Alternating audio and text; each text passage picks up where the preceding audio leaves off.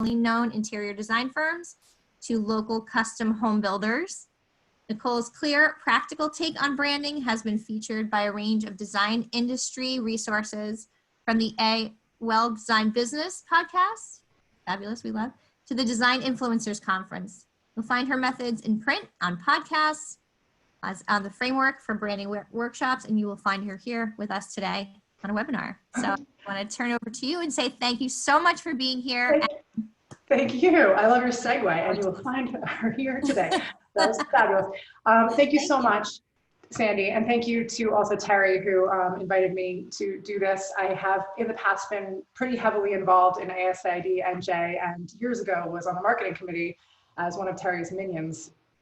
And I love her, and I love you guys. So I'm going to share my screen and get started. 1 second. And we are good? I'll assume so. Okay. So hi there. Welcome to Think Outside the Inbox, Adapting Your Online Presence to Changing Times. So our goal here today is to talk about how to be online right now, which can be a little bit confusing and a little bit, I don't know, like I know that I've had some hesitation. I had to like take a moment and recenter on this thing myself. I am, as Sandy so kindly introduced me, again, thank you, Sandy, thank you, Terry, thank you, ASIDNJ, Nicole Heymer. I have been working with interior designers for almost 10 years now, doing branding and web design and development and marketing automation. So we have actual goals for today. We are going to get clear on why we want to communicate, why we want to maintain, or possibly even, sorry to get crazy, expand our online presence or be more consistent about it right now. We want to, number two, decide how we want to communicate. This is the tricky part. This is the part where people get a little bit tripped up. Like, I don't understand. I mean, we're all humans, right, who are running our businesses, and our moods, we, the business owners, our moods change day to day. The people who are consuming the content, their mood changes day to day.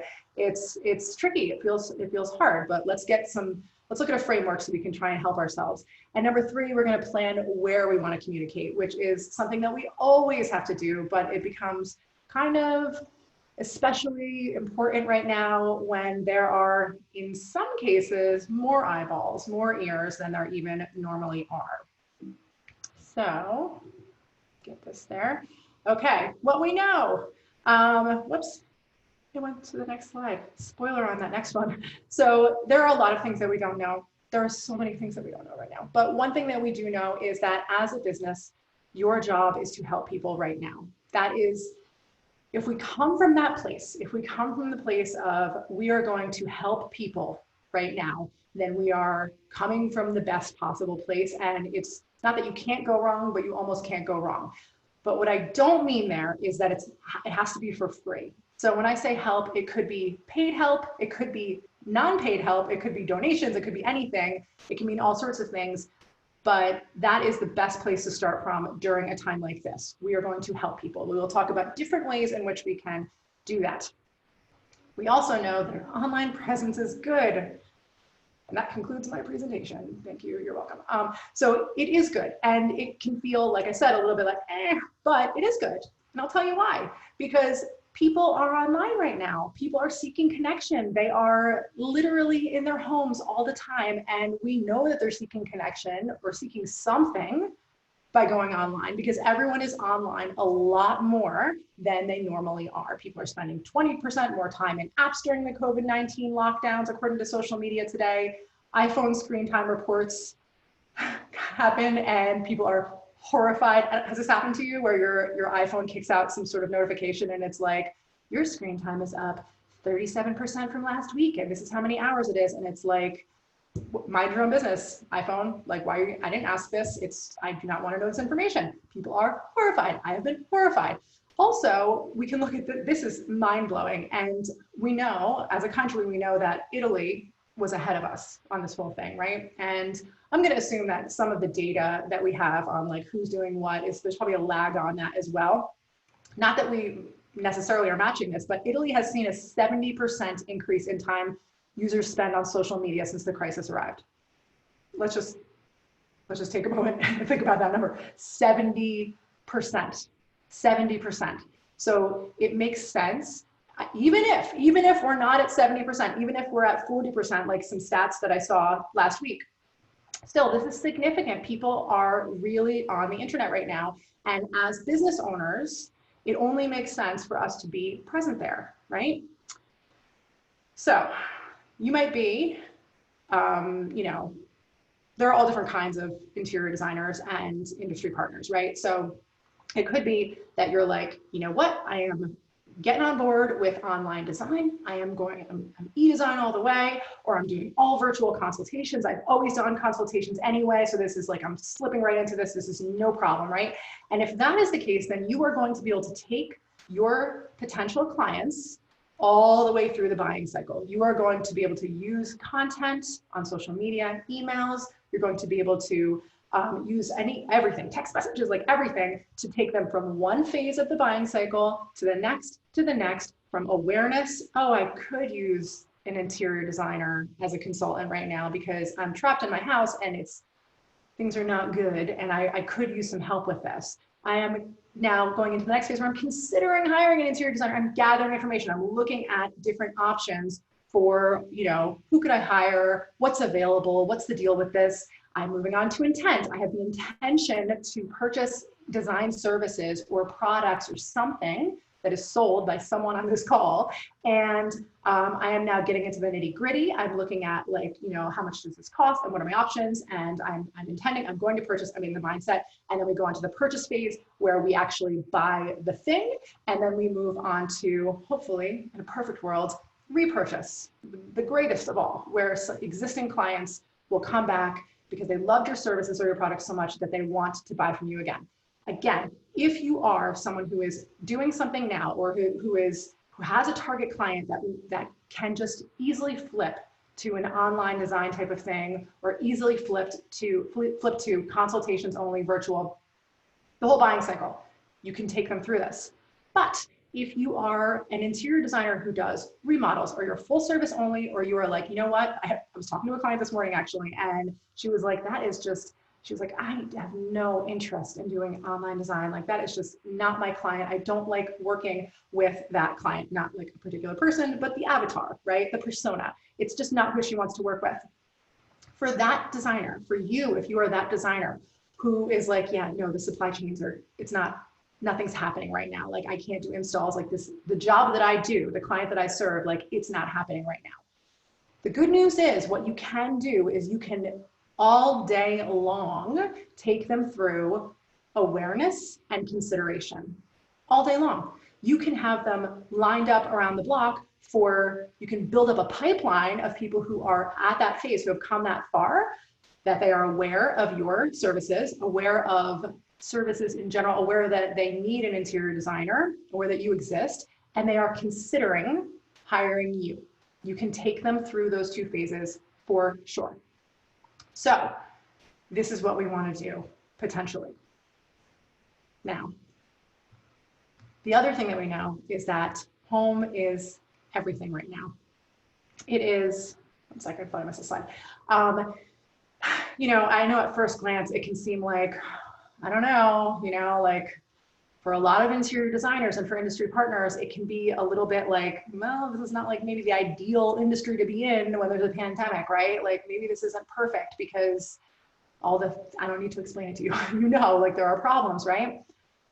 Maybe it would be better if we were like, selling spaghetti online, or like the CEO of Zoom. But despite all that, despite at first seeming like it's not perfect, the reality is there is a huge focus, at least for residential designers, we can talk about right now. There's a huge focus on the home. I mean, I don't know what's going to come from this. We don't know what's going to happen. We don't know how this whole experience, we don't know how long it's going to go on. We don't know how it's going to change the way that people live in their homes, or how many people work from home, or what happens. And the beautiful thing is that interior designers and industry partners who work with them are uniquely positioned. You are in a place where you can help people when something interesting might happen, So that is a wonderful thing. Now the question is, right now, what do you want to do online, especially if you're in a place where you are maybe just taking them through awareness and through intent and in consideration and maybe intent. So, you know, that eternal question right now of like, what is my role? What am I supposed to be posting right now? And it can feel a little vague.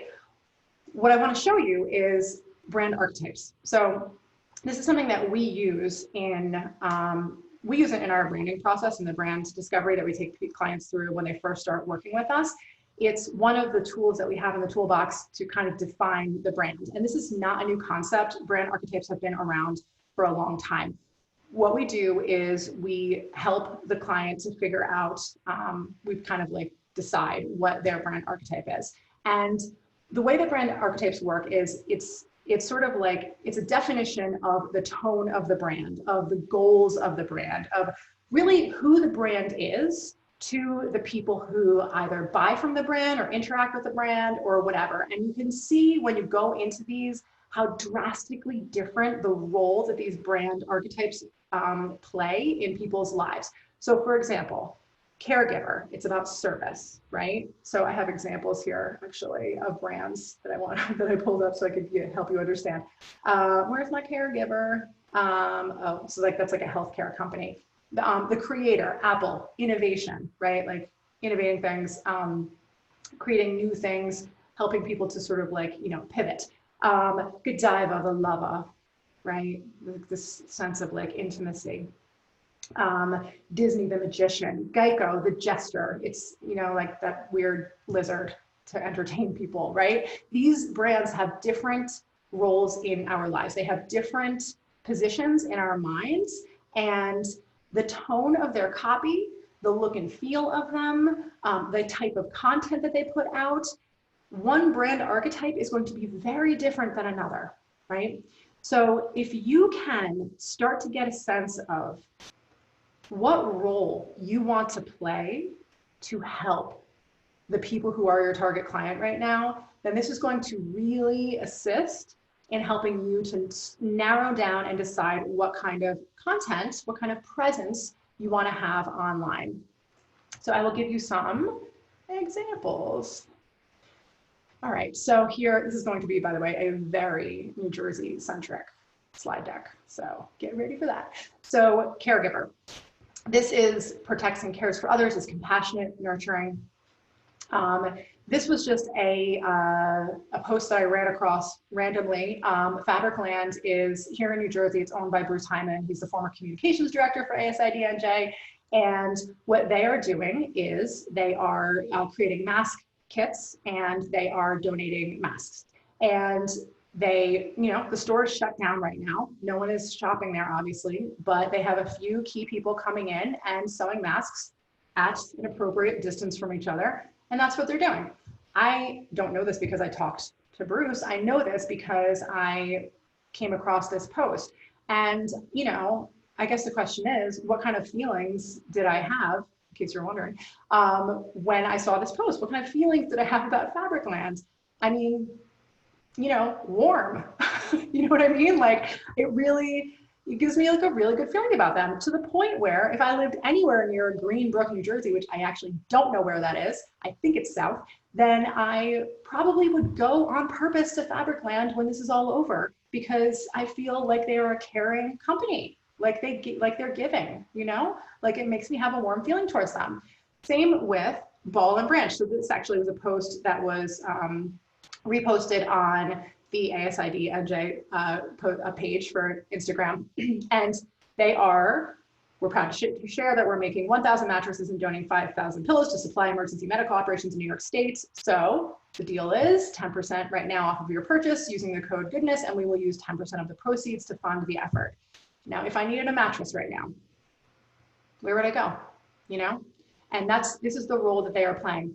Not that but this is what's interesting, right? So you see this and you're like, oh, like that's great. And for the companies that can give, that can be the caregivers, it's really lovely. That is one role that you could play. This is not what you have. This is not the role that you have to play, but this is one one roll. Okay, hero, here's another example. We're not gonna go through all 12. That would be too much. So this is Sarah Daniele and Luann Nagara. We had they had an amazing virtual event last week that some of you were probably on, and it was called 19 Hours. Basically, these two ladies were like, you know what? High Point was canceled, and all of the educational components that went with it are also canceled. So let's create an online version of it. And they are bold, courageous, and inspirational, and they just got out there and put it together, and it was wonderful. And I went to lots of the presentations, and they were excellent, high quality, inspirational content. The word I kept hearing, I've heard so many good things about it, was that it was like re-energizing, right? It was really something. And, you know, although these ladies, they have two different brands, right? Mydoma, which is a software for interior designers, if you're not familiar with it. And Luann, of course, has a podcast. She is a member of ASID NJ, and she has a podcast called A Well-Designed Business. I'm sure you've heard of it because it's awesome. But it speaks to both of their brands, really. You know, they are just not afraid to get out there and be like, all right, we're going to solve a problem for the community at large. We're just going to get out there and do it, right? It's different than donating masks, but it is valuable in just the same way. You know, it is just as valuable in a different way, for different reasons.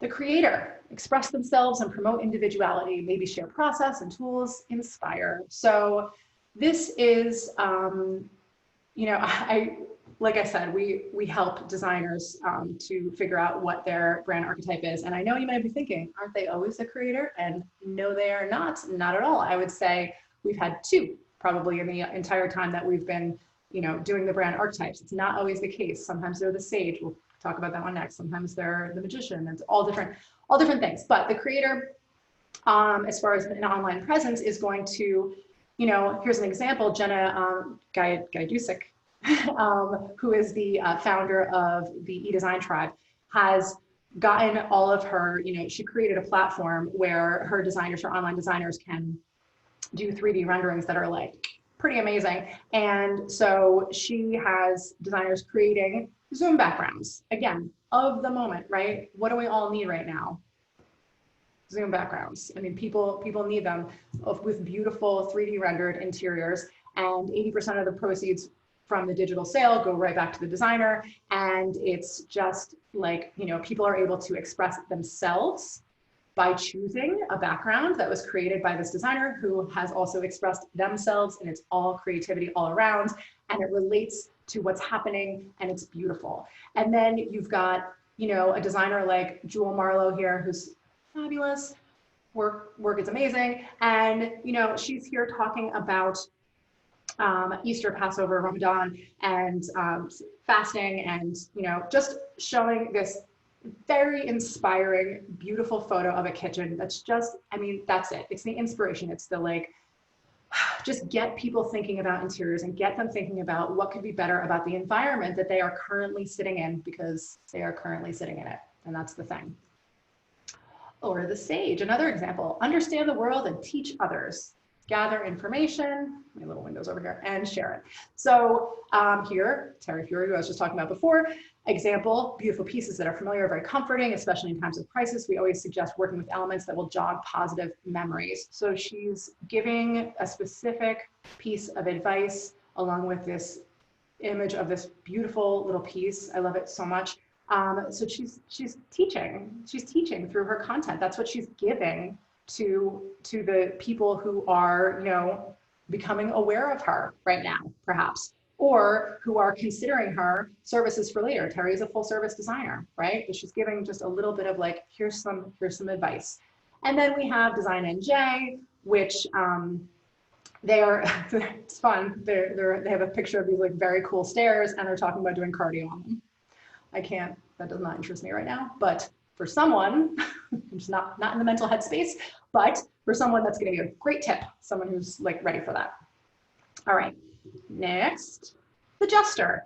So none of these are interior designers. These are just like tweets and memes and things that even through all the sadness and the scariness and, you know, the trouble that is happening right now, the uncertainty, there is something to be said for like finding the humor in it. There just is, right? So experts recommend keeping your daily rituals even while working from home. This guy, amazing. He's on a subway, obviously. And then I will tell you, all right, so I've asked this before the pandemic and only got sarcastic comments and replies. I'll try again. How do I cook? I love Twitter. Not for tweeting for me, but just for consuming. And then this one I actually screenshot and put in a story on my account. And I will tell you guys, can we all just agree to gain 15 pounds? That way none of us have to feel weird about it. I got more interaction, more engagement, more people like, you know, responding to it directly to me than I think anything I've ever posted on a story before, except maybe that one time that I posted about the everything but the bagel seasoning from Trader Joe's. People were really, they had a lot to say about that, a lot of positive things. But yeah, just, you know, just a little bit of relief. And again, just to kind of summarize, here's the thing. You don't need to be all things, right? You actually don't need to be one of these things. You could like combine them 100%. You don't have to be like, I'm going to be hilarious from now on, and that's my thing. You don't have to do that, but you can have touches of, you know, mostly one thing and touches of another or whatever it might be. But it is very helpful to just decide, because that is going to, I mean, it's just going to calm down all the sort of like confused voices in your head when you know, like, this is how I'm going to help. This is how I'm going to help right now. I'm going to amuse, or I'm going to provide sage advice, or I am going to be a caregiver at this time, or I am going to make bold, courageous choices and lead the way in some way. You get to make that decision. And then there's a bunch of other brand archetypes. So I will leave that to you to, here's that for specific directions, Google brand archetypes. But really, there are tons of resources online to look at brand archetypes and start to identify what feels like the best representation of your brand. And then use that, maybe combine two, use that as a guideline moving forward. And then we have some other thoughts to go along with that. But first, let's talk about where is this going to happen? So obviously, social media. Clearly, I mean, we don't need to even say too much about that, except that people are on social media right now in giant numbers, and we've covered that. Pay per click. So this is not something that we do branding and website development. We don't do pay per click. We don't do like Facebook ads, Google ads, but plenty of companies do. And you might be a business that runs paid ads. And what I want to tell you is that according to neilpatel.com, he's like a marketing guru kind of guy, and he has a large agency.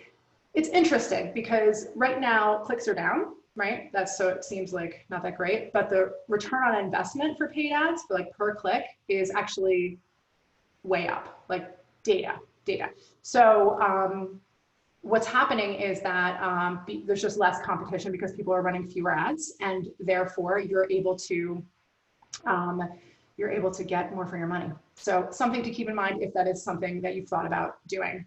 Again, no matter what you're doing, you want to think about, how am I helping?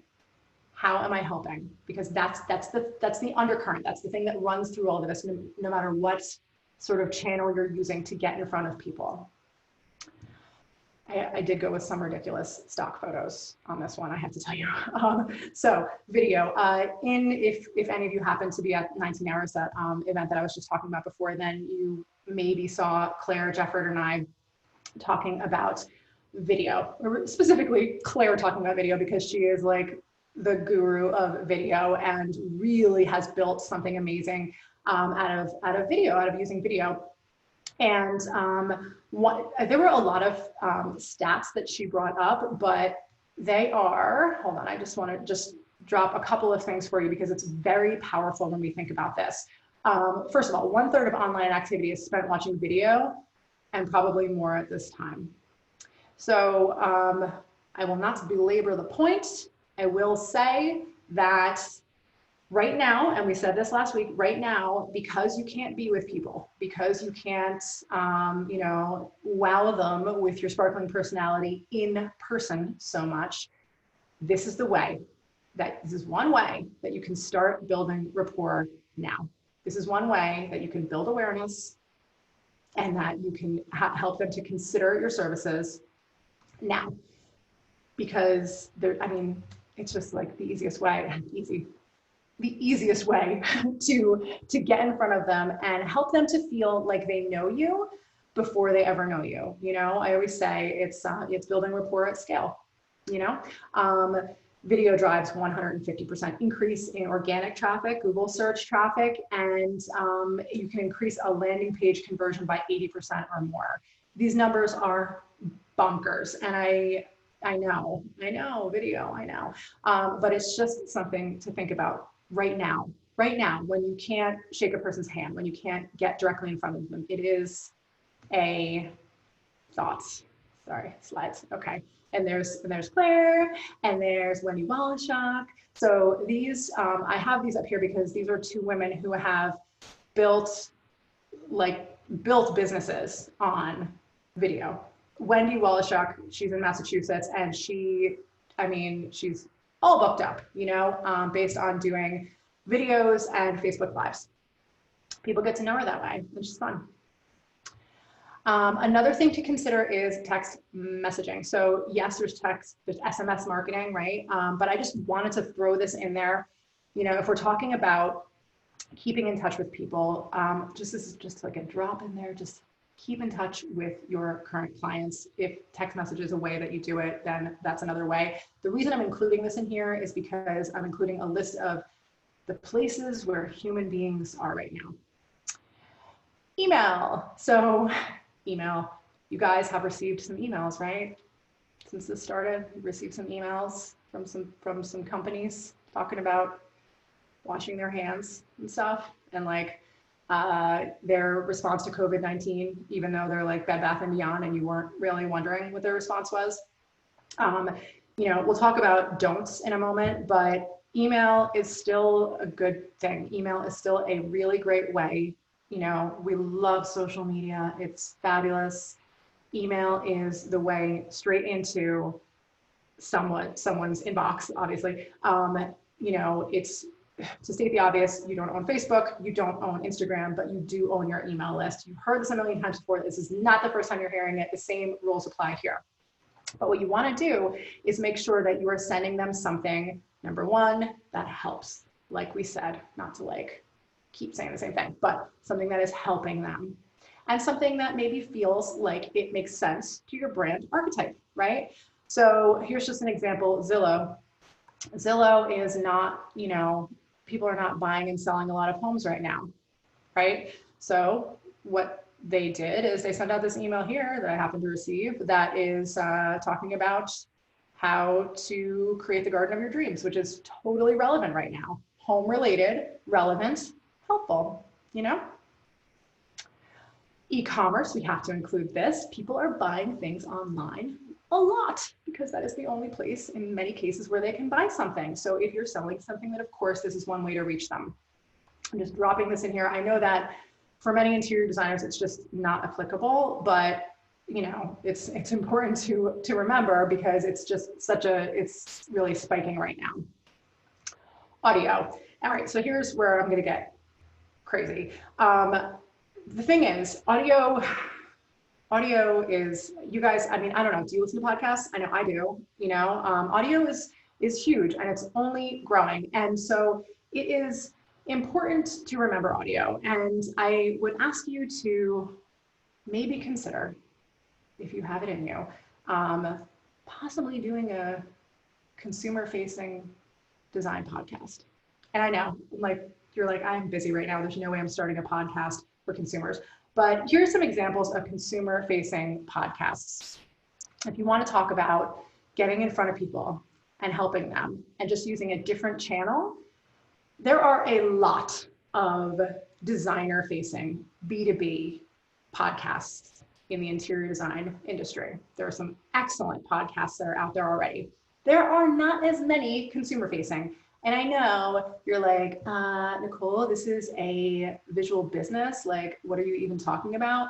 But some of these podcasts, I mean, this one, Young House Love, has a podcast, 7.7 1,000 ratings. I mean, these people are doing it. Like one of these, it was like, everybody's got at least, there's like 200 and something episodes, 60 something episodes. Like these people don't keep cranking out podcasts like for this long unless they are reaching an audience. I know that there are things that you can say through audio that are going to be valuable, that are going to help people, because in the end, it is a wonderful way to get in front of them, sort of in front of their ears. And I mean, who doesn't want to listen to a podcast when they're like running or doing the dishes? It's just it's just getting bigger and bigger, and it's something to think about. All right, things to avoid. Dun, dun, dun. Avoid. Now, at this point, we are several weeks in, and so this is probably no longer the case, but it is worth talking about. This was an automated email that went out from Spirit Airlines way too far into this. That was like, never a better time to fly, but there is a better time to fly than now. So they had to send out a we apologize for the email that was sent out earlier today, blah, blah, blah. But some of you, who knows, might still have some sort of automated social media going on. Just make sure any automated emails, any automated social media, that you check it. Check it before you check yourself, before you wreck yourself.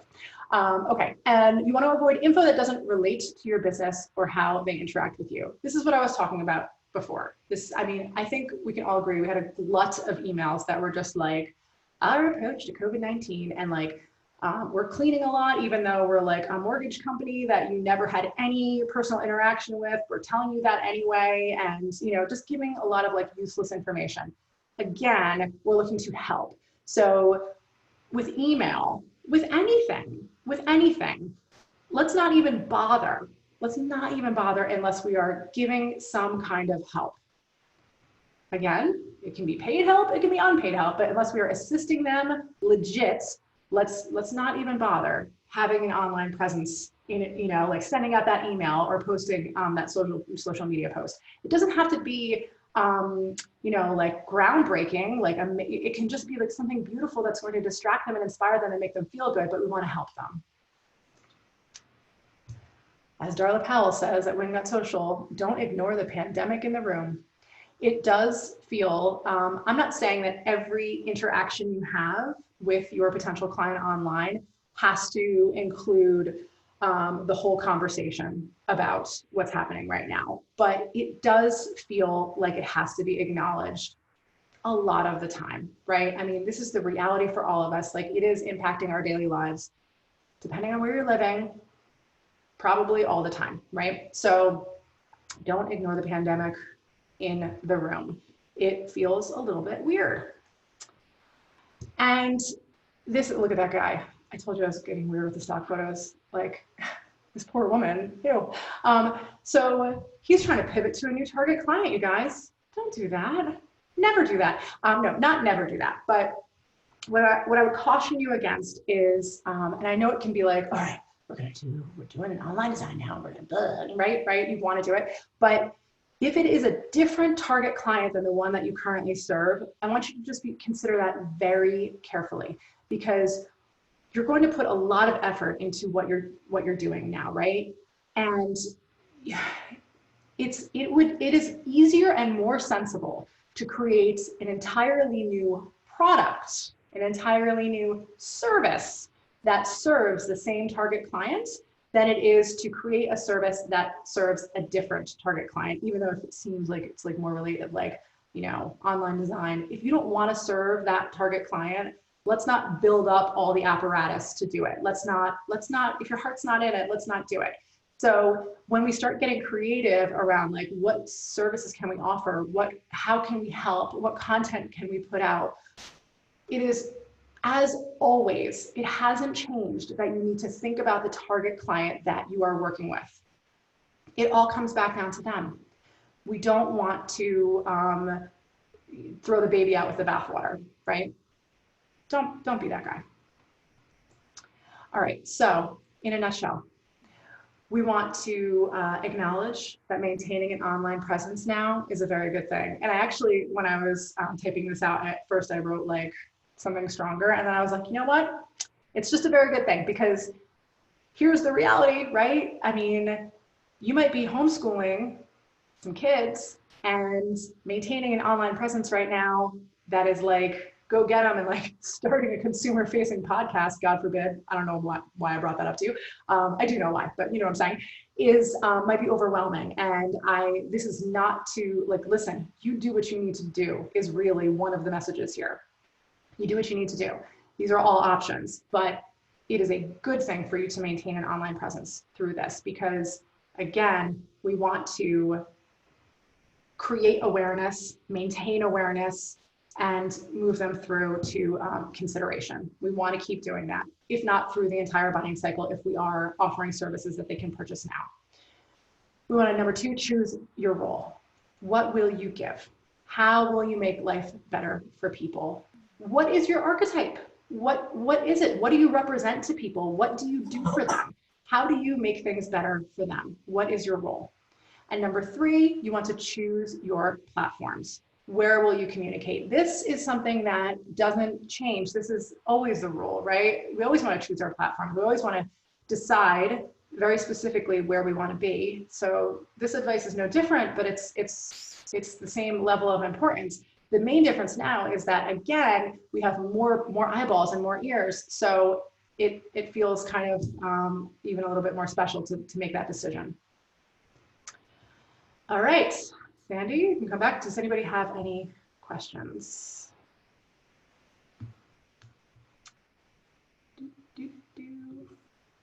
Sandy. Hi. Hi. I had to go yell at my son for a second. He was screaming. I just. Oh, I do that. I do that too. Thank you. Okay, so I just thank you. And now is the time to open up for questions and answers. So if everyone looks on their screen somewhere, we should see a little Q&A button. So now would be a great time to jump in if you have any questions at all. Nicole can address them for us. Mm-hmm. While we're waiting for questions to come in, I just wanted to highlight, thank you, that was great. And I think a key takeaway, which is really interesting, is like the right way to address this whole, what's happening right now. And I totally agree with you. We shouldn't ignore it. Because No. I think if we completely ignore it, we seem crazy or insensitive, right? Tone deaf. Want to labor about it either, right? So I think you just want to say, okay, we acknowledge that, and okay, but I love what you're saying is how will I give, you know, what am I going to give back to people right now? Because that's really what we're looking for, is some kind of that giving and that human connection. Yes. How can I help? And how can I mean, I think one thing that's interesting is that I mean, you maybe noticed this, that like it seems to all be stripping things away. You know, it reveals things when something like this happens. This hasn't happened before, but you know, the companies, like the big companies, like I'm sure we can all think of big companies who maybe we don't have such positive opinions about right now, because we know some things about them now. We know some things about the way they treat their employees, or we know some things about how they run things, right? Versus some other big companies, you know, the kind of companies that are in the news, right? Where you might have like positive feelings that you didn't really have before, because they're helping, because they are, you know, providing extra services for people that would be useful to them right now if they're digital, or, you know, whatever it might be. As a matter of fact, I think it even boils down to like relationships. I have a friend who was like just the other day just saying to me that, and no, you know, this is a blind item, that she feels like when this is over, that like this is the beginning. She just doesn't like who she's seeing that he is, her boyfriend that she lives with, at this time, because it's kind of like being revealed. Not to get too personal about my friend who you guys don't know.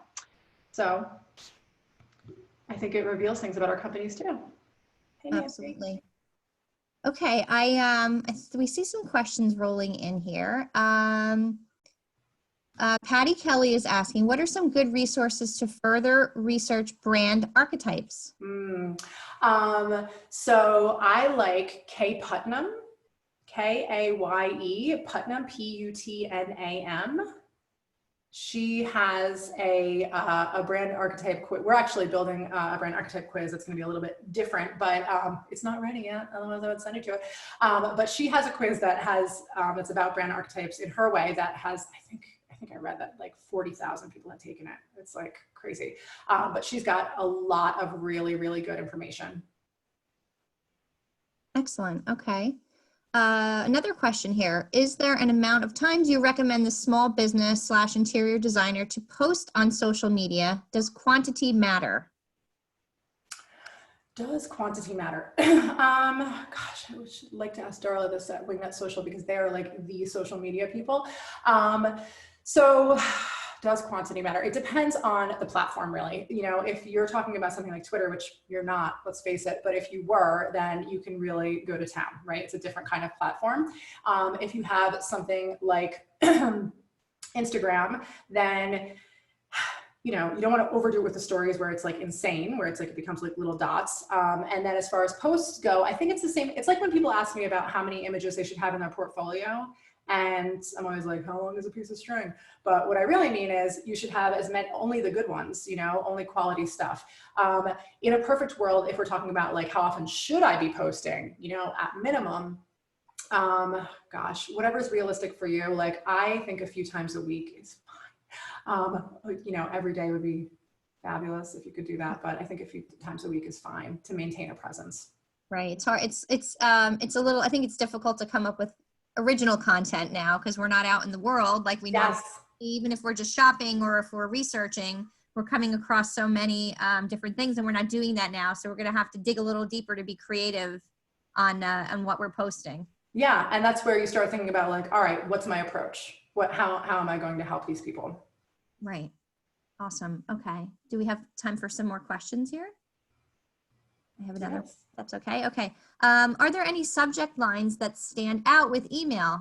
This is from Terry. I feel like I'm being barraged with them. Oh gosh. Good or bad, right? What could be good or bad that are standouts?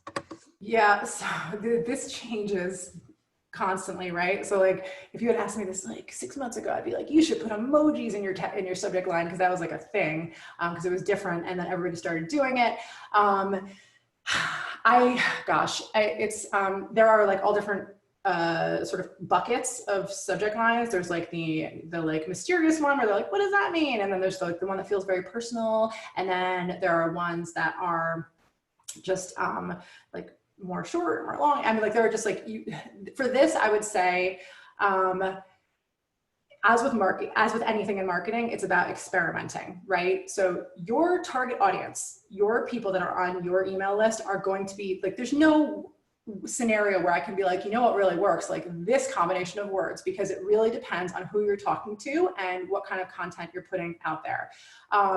There are subject line generators that you can use that will like score your subject line. You know, there are some best practices that like will get you more points in those things. Like you just don't want it to sound spammy, and you know, they like it to have heading case where it's like capitalized, except for the articles, you know.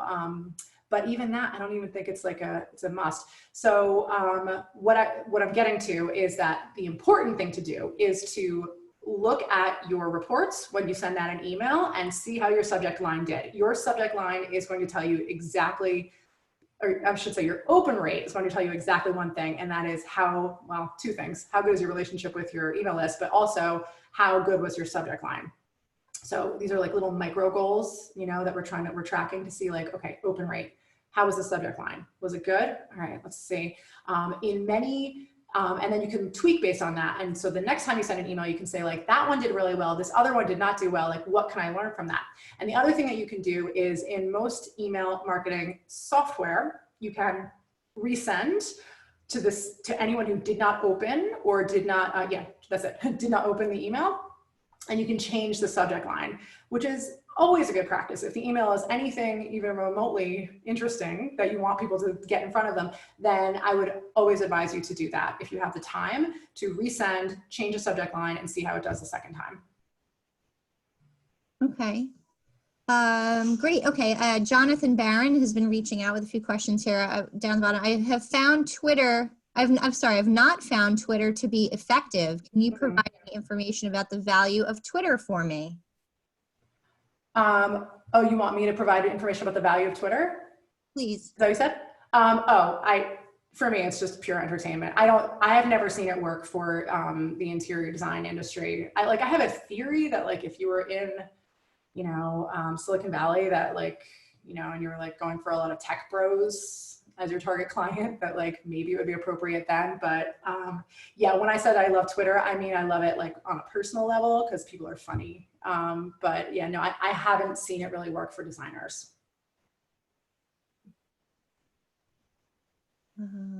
Let's see. I feel like we've been knocking it out of the park here with these questions. So I guess this is going back to when you're talking about ads and boosts. Are paid ads the same as sponsored ads? Yeah, yes. You pay to sponsor an ad, so yes. Okay, I'm just reading through here. Forgive me. Want to make sure we covered up on the Jonathan Barron says thank you for answering his question. You're welcome, Jonathan. Great. I feel like we've covered a lot. Is there any closing remarks that you'd like to share with us? Oh, no. Thank you so much, guys. And I hope this was helpful in getting you to kind of like structure this in your head as far as how you're going to help. And you can reach me at curioelectro.com if you need anything. You want to tell us a little bit more about the services that you provide, so if people want to reach out to you and learn some more? Sure. So we do branding and web design and development and marketing automation for mostly interior designers and related, so other home improvement professionals, custom home builders, landscape architects, etc. And we are known for our brand discovery process, which is what kicks it off. And this is where we figure out what your messaging is, what's special about you, what your brand archetype is, what's the plan for the whole, it's usually for a website redesign. And then we move on to design and build things for people. So awesome. And I have one last question. This is like way out of left field here. If we're going to start getting into making videos, what type of camera and sound and lighting are you using yourself? Oh, oh God, I don't even like this. Okay. This microphone that my husband got me on Amazon that he said was good because he's like a for fun musician on the side. It was like $25 on Amazon. It says MXL USB 006 on it. Look at me not knowing anything. And then I literally use photo booth in my Mac as the camera, Okay. and natural light. I would say don't let that stuff slow you down. Like it's not, I think the most important thing is probably sound. Like anybody who watched the Saturday Night Live that was from home the other day, did anybody watch it? It was like, there were a couple of things where it was like, ooh, the sound, not good, right? And it's distracting. So as long as the sound is decent, which hopefully mine is right now, then I think and then natural light, and then you're really good to go. You can get fancier than that, but just run with it. Good. Awesome.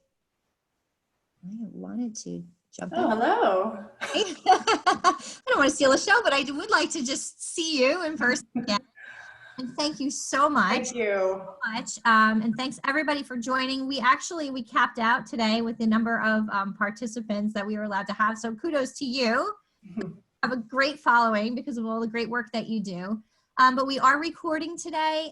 So for anyone who wasn't able to join us today, we will make this available later, most likely on ASID New Jersey's YouTube channel. So you have a little plug if you haven't checked that out, put that on the top of your list. We're going to start posting some videos there, some helpful content, some news from industry partners, just so we can, in an effort to really stay connected. And thank you. Thank you so much. Thank you, Sandy. Today, looking so gorgeous and with such great information. Thank you so much. Appreciate it. All right, guys. Bye. Signing off. Thank you.